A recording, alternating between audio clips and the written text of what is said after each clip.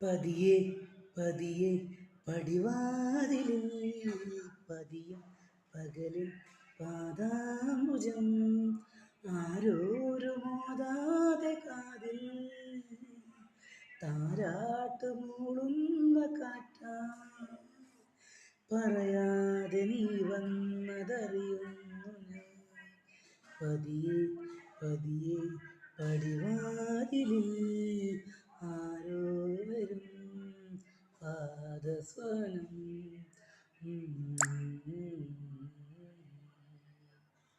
ഏതോ വിഷുപക്ഷി പോലെ ഉള്ളിൽ ആരോ വിതുമ്പുന്നു മെല്ലെ ആളുന്ന വേനലിൻ ചൂടിൽ